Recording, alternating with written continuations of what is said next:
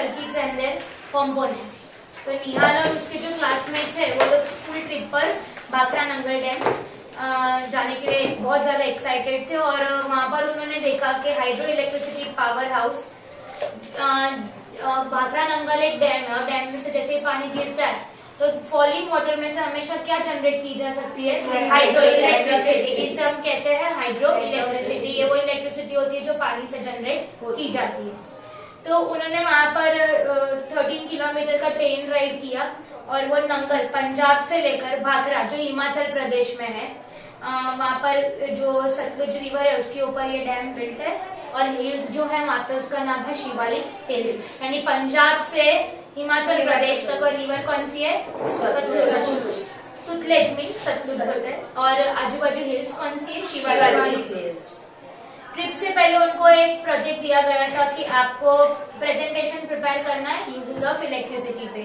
तो उन्होंने देखना चालू किया अपना आसपास की जगहों पे कि कैसे इलेक्ट्रिसिटी का यूज हो रहा है। फिर इंटरनेट पर सर्च किया और फिर उन्होंने अलग अलग क्राइटेरिया में लिस्ट बनाई। कुकिंग में जैसे घर पे केटल मिक्सचर वगैरह में यूज होता है, लाइटनिंग में से ऑफिस में लाइट, उसके बाद फैंस एसीज उन सब में, ट्रांसपोर्टेशन में ट्रेन के अंदर, बसेस के अंदर, कार के एक्सकेलेटर्स जो मॉल्स में यूज होता है, और हीटिंग एंड कूलिंग में हीटर्स, फ्रीज, रेफ्रिजरेटर्स, कूलर्स, वो सारी जगह पे गीजर्स जो गर्म करने के लिए चीजें, एंटरटेनमेंट में टेलीविजन, कंप्यूटर, कम्युनिकेशंस में इंटरनेट, मोबाइल फोन्स, आईपैड्स वगैरह वगैरह, और अदर्स में वाटर पंप, क्रेन और कंप्यूटर।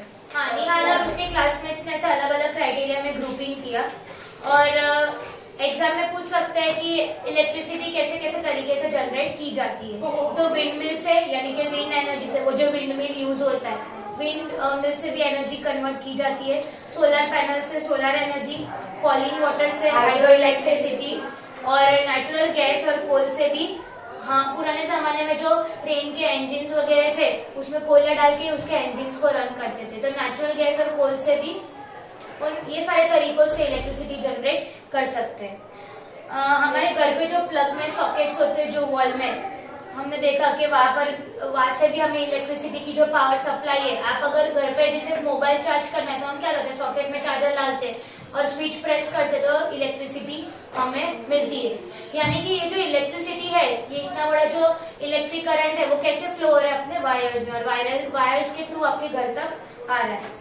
अभी जहाँ पर भी ये डेंजर साइन आपको दिखे वहां पे आपको अलर्ट हो जाना है। कभी भी इलेक्ट्रिक अप्लायंसेस या इलेक्ट्रिक जनरेटर्स ऐसी चीजों के साथ कभी मस्ती नहीं करनी है। स्कूल के एक्सपेरिमेंट, घर में, कहीं पर भी इससे कोई छेड़छाड़ करनी नहीं है क्योंकि ये बहुत डेंजरस होता है। आप उसकी जगह पे किसका यूज कर सकते हो, सेल्स, बैटरी, टॉर्च लाइट्स वगैरह चीजों का, जो जिसमें हाई करंट फ्लो ये करते हैं उसका आप यूज कर सकते हो। रिमोट के सेल हुए, रेडियो के सेल हुए, वो सबसे आप परफॉर्म कर सकते हो, बट आपको जनरेटर्स और ऐसी सारी चीजों का यूज करना नहीं है। अभी टॉर्च लाइट का दूसरा नाम क्या है, फ्लैश लाइट। अभी उसमें आपने देखा कि वो टॉर्च में आप क्या करते हो, स्विच अगर वो उसका एक बटन आता है वैसे स्लाइड कर दो तो टॉर्च ऑन हो जाती है, और वैसे ही अगर आप उसको स्लाइड ऑफ कर मतलब नीचे कर दो तो ऑफ हो जाती है। तो ये जो ऑन ऑफ के लिए हम जो स्लाइड कर रहे थे उसको क्या कहते हैं, स्विच। चलो अभी एक हम सिंपल इलेक्ट्रिक सर्किट की बात करेंगे जिसमें पहले आता है इलेक्ट्रिक सेल। सेल जो हम रिमोट में डालते हैं बिल्कुल सेम वैसा ही होता है। जिस तरफ उसका कैप लगा है वो आपका पॉजिटिव टर्मिनल है, जो जिस तरफ एकदम फ्लैट है वो आपका नेगेटिव टर्मिनल है। मतलब metal cap positive terminal, flat metal disc negative terminal. Okay, और कंपलसरी दो ही टर्मिनल होते हैं किसी भी सेल के, पॉजिटिव और नेगेटिव। और सबसे इम्पोर्टेंट पॉइंट, इलेक्ट्रिक सेल जो है it's a portable source of electrical energy. अब जो टॉर्च है उसमें एक से ज्यादा सेल डलते हैं, जो टॉर्च हम यूज करते हैं उसमें मोर देन वन सेल जाते हैं। अगर आप उसको टॉर्च का अंदर से ओपन करो तो दो से ज्यादा सेल आपको देखने को मिलेंगे, पर ये दो से ज्यादा सेल जब एक जगह पे यूज होते हैं तो हमें से क्या बोलते हैं, बैटरी। अभी अरेंजमेंट कैसे होता है वो ध्यान देना, प्लस माइनस, फिर माइनस के साथ दूसरे का प्लस, फिर वापस माइनस, फिर माइनस के साथ दूसरे का प्लस। ऐसे मीन्स ऑल्टरनेटिवली ये कनेक्ट होंगे, यानी प्लस प्लस के साथ कनेक्ट नहीं होगा वरना सर्किट मतलब करंट पास नहीं होगा और टॉर्च चालू नहीं होगा। याद रखना टॉर्च में एक से ज्यादा सेल होते हैं और ये कॉम्बिनेशन ऑफ सेल्स को हम क्या कहते हैं, बैटरी। यहाँ पे कि जो बैटरी है ना, कभी कभार बैटरी हमने देखा, वैसे डेफिनेशन बैटरी की क्या है, एक से ज्यादा सेल है, पर कभी कभार सिंगल सेल के लिए भी बैटरी टर्म यूज किया है। अभी हमारे मोबाइल में कितनी बैटरी है, एक ही, पर वो बैटरी यानी बहुत सारे सेल्स नहीं है, एक ही सेल है, पर फिर भी उसके लिए बैटरी टर्म यूज किया है, तो डोंट गेट कंफ्यूज। अब आते हैं इलेक्ट्रिक लैंप पे, इनकैंडेसेंट लैंप। अब इनकैंडेसेंट लैंप में क्या होता है, ये जो आपने इलेक्ट्रिक लैंप देखते हो उसके अंदर थिन वायर होती है जिसको क्या कहते हैं, फिलामेंट, वही ग्रो करती है, तो वो बल्ब आपको दिखेगा कि वो बल्ब जल रहा है। इसके अंदर जो थिन वायर है उसके साथ में साइड पे कौन सी है वायर्स अटैच्ड है, थिक वायर। फिर वो जो थिक वायर है वो नीचे आ रही है, एक मेटल केस के साथ अटैच्ड है और एक मेटल टिप के साथ अटैच्ड है, और जो मेटल केस के साथ अटैच्ड है वो कौन सी वायर है, अगर आप इलेक्ट्रिकल अप्लायंसेस जब जल रहे हैं उनको टच करो तो आपको गरम गरम लगेगा, क्योंकि जो फिलामेंट है वो जलते वक्त गरम हो जाता है, हॉट भी हो जाता है, वही लाइट प्रोड्यूस करता है। एलईडी लैंप में बहुत सारे टॉर्चेस में जो अभी आजकल हम यूज करते हैं उसके अंदर कौन सा लैंप है, एलईडी लैंप, यानी कि light emitting diode instead of incandescent lamp. यानी कि टॉर्च की बात करें, टॉर्च में जो बल्ब होता है ना वो कौन सा होता है, एलईडी वाला, instead of incandescent lamp. Normal जो लाइट बल्ब है वैसा वाला लैंप ही सीधा टॉर्च के अंदर नहीं लगाते। अभी यहाँ पे आपको एलईडीज लिए, अब जिसमें जो लॉन्ग वायर्स है, एलईडी जो पिक्चर में दिखा इसमें लॉन्ग वायर पॉजिटिव टर्मिनल और short wires negative terminal. Torch में यूज वन और मोर एलईडीज, अगर कोई टॉर्च आप यूज कर रहे हो जैसे हमने देखा ना उसमें एक से ज्यादा एलईडी भी यूज होते हैं। यहाँ पे हमें उसे कंस्ट्रक्ट करना है, हम एक इलेक्ट्रिक लैंप बनाने वाले हैं इलेक्ट्रिक सेल और बैटरी से। तो पहले आपको उसके लिए क्या क्या सामान की जरूरत है, मटेरियल्स, इलेक्ट्रिक सेल लेना पड़ेगा, एक इनकैंडेसेंट लैंप लेना पड़ेगा, use in a torch, torch में यूज होने वाला लैंप मतलब बल्ब, हाँ, एक सेल होल्डर, सेल होल्डर पता है जिसमें सेल डालते हैं, लैंप होल्डर और 4 साइज की 4 लेंथ ऑफ इलेक्ट्रिक वायर। इसमें 4 अलग लेंथ की आपको वायर लेनी है और वो वायर को आपको ऊपर से थोड़ा निकाल देना है, वो पता है ना, थोड़ा और फिर आपको वो वायर को होल्डर में, वो सेल को होल्डर में डाल दिया, देखो नेक्स्ट पिक्चर में, और फिर ऊपर से 2 वायर लगा दिए, करेक्ट ना, ध्यान रहे कि सेल इंसर्ट करते समय जो नेगेटिव टर्मिनल है वो स्प्रिंग की तरफ आएगा, यानी नेगेटिव टर्मिनल यानी जो मेटल डिस्क वाला है वो स्प्रिंग की तरफ आएगा और दूसरे वाला जो कैप वाला है वो नॉन स्प्रिंग वाली जगह पर फिक्स होगा। अब आपको क्या करना है, दोनों तरफ में आपको वायरिंग लगा देनी है और उसके बाद वो होल्डर के अंदर आपको वो सेल मतलब इलेक्ट्रिक सेल को डाल देना है। वैसे रेडी हो गया, उसके बाद क्या कर सकते हो आप, अलग अलग मतलब लैंप को डाल के देखना है कनेक्ट करके और उसके बाद चेक करना है कि लैंप ग्लो हो रहा है या नहीं। सेल होल्डर में डालने के बाद वायर के साथ कनेक्ट करना है, सेम लैंप के साथ भी वायर 2 कनेक्ट करनी, तभी तो 4 लेंथ पीसेस ऑफ वायर हुई ना, 4 वायर्स, 2 सेल के साथ और 2 बल्ब के साथ, और फिर उसका सर्किट बनाना है। तो प्रिडिक्ट अलग अलग फॉर्म में आप सर्किट देखो तो कब बल्ब चलेगा, जब सेल का जो पॉजिटिव टर्मिनल है वो बल्ब के नेगेटिव टर्मिनल के साथ कनेक्ट करना है और सेल का जो नेगेटिव टर्मिनल है वो बल्ब के पॉजिटिव के साथ कनेक्ट करोगे तो बल्ब ग्लो करेगा, बीच में कोई भी वायर छुट्टी पड़ी तो बल्ब ग्लो नहीं करेगा। उसके बाद आता है इलेक्ट्रिकल सर्किट। अब सुनो, the lamp glows when one terminal of lamp is connected with the another terminal, correct ना, सेल के एक टर्मिनल से लैंप का दूसरा टर्मिनल कनेक्ट होगा और लैंप के दूसरा टर्मिनल से सेल का पहला टर्मिनल कनेक्ट होगा तो लैंप ग्लो होगा। अब ये जो पूरा जो सिस्टम है, कंपोनेंट्स जो लगा है उसको हम कहते हैं इलेक्ट्रिकल सर्किट। अब ये जो इलेक्ट्रिकल सर्किट है वो इलेक्ट्रिक करंट को कंप्लीट पाथ दे रहा है फ्लो करने के लिए, जिसके अंदर से इलेक्ट्रिक करंट पास होगा, पूरा पाथ उसको मिल रहा है तो करंट फ्लो करेगा और बल्ब ग्लो होगा। अब सुनो, direction of electric current from positive terminal to the negative terminal of electric cell, यानी सेल की जो पॉजिटिव टर्मिनल है वहां से करंट निकलेगा, वापस से घूम के नेगेटिव टर्मिनल में आएगा सेल के, हम बल्ब की बात नहीं कर रहे हैं, ऐसे करंट का डायरेक्शन चलेगा। ध्यान रहे, ऐसे अगर कनेक्शन आपने प्रॉपर दिया होगा तो वायर फिलामेंट से करंट पास होगा और फिर फिलामेंट ग्लो होगी और फिर बल्ब भी ग्लो होगा। मींस एक्चुअली बल्ब क्यों ग्लो हो रहा है, बिकॉज ऑफ फिलामेंट होने। ध्यान दे, with an incandescent lamp it doesn't matter which of the terminals connects to positive और नेगेटिव। तो यहाँ पे लोग एक और बात क्लियर कर रहे हैं कि अगर सेल का पॉजिटिव टर्मिनल इनकैंडेसेंट के नेगेटिव टर्मिनल या पॉजिटिव टर्मिनल किसी के साथ भी ज्वाइन करो, बल्ब ग्लो करेगा।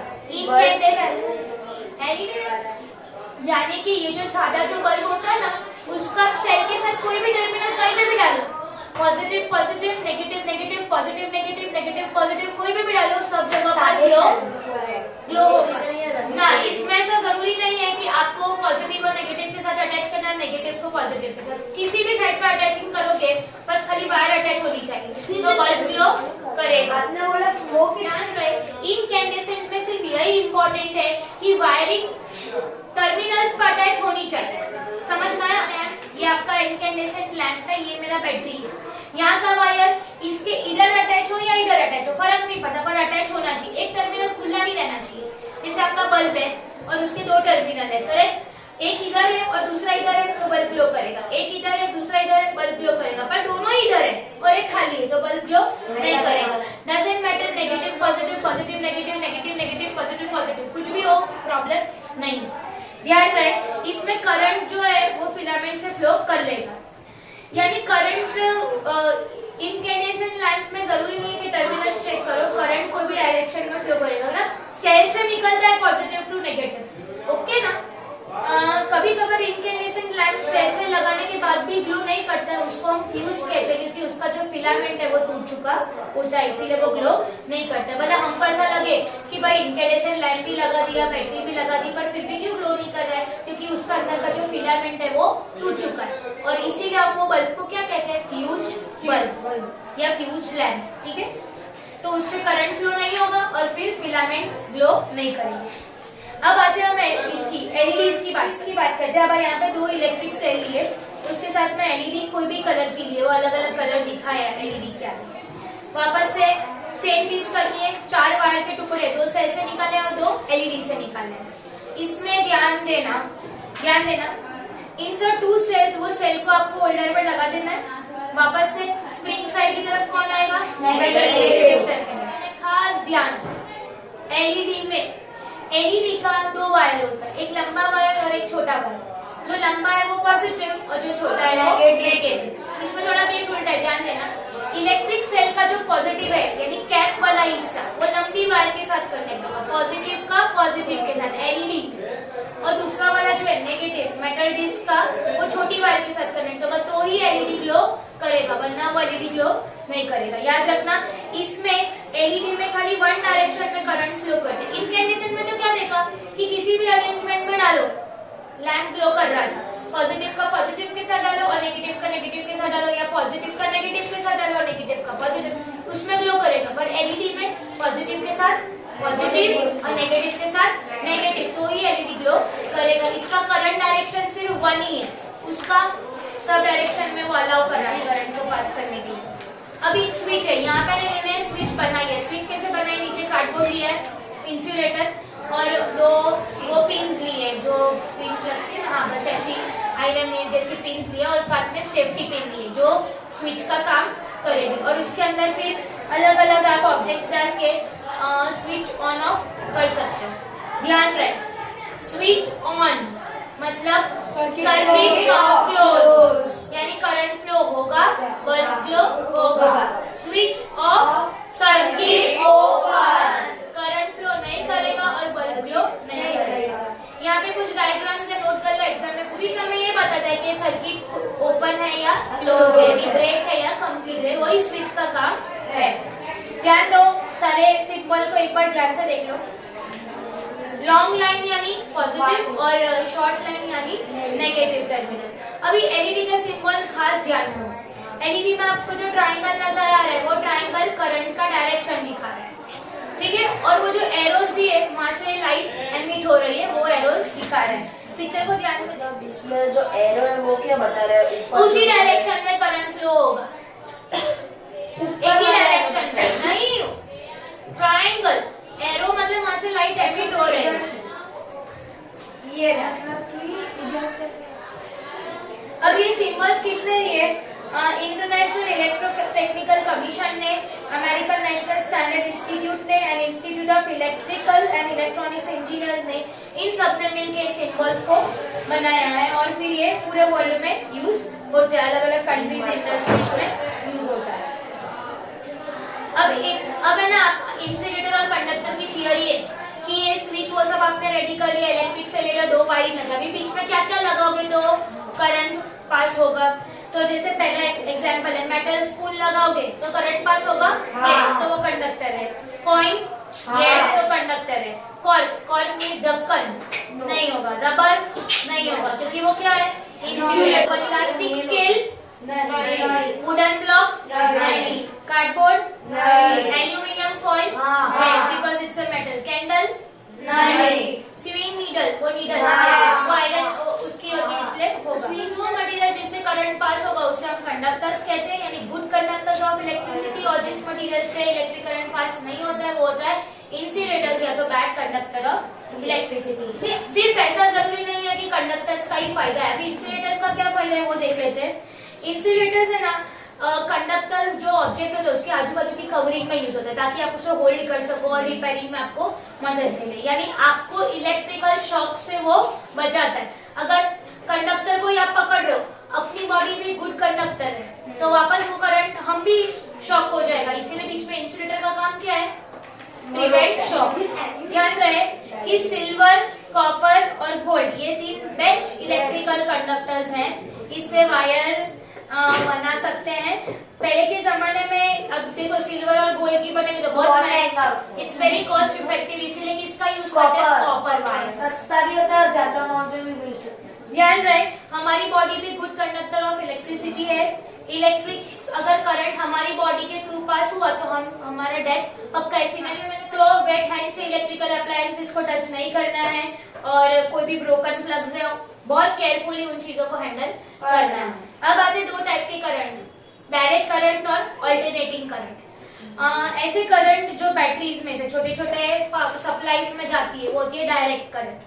और जो जनरेटर्स, बड़े बड़े पावर जनरेटर्स आपके घर में आती है वायरिंग के थ्रू, जिससे आपके हैवी मटेरियल्स चलते हैं जैसे रेफ्रिजरेटर, एसी, उन सब में बहुत हैवी करंट होता है, वो होता है अल्टरनेटिंग करंट। बाकी मोबाइल चार्जिंग वाला जो करंट होता है वो होता है डायरेक्ट करंट। याद रहे जो बैटरीज में से आता है, स्मॉल पावर डिवाइसेस है, वो डायरेक्ट करंट होता है। और जो सीधा प्लांट में से आता है, पावर प्लांट जहाँ से वायरिंग के थ्रू आपके घर तक आता है, वो अल्टरनेटिंग। और द वेरी बेस्ट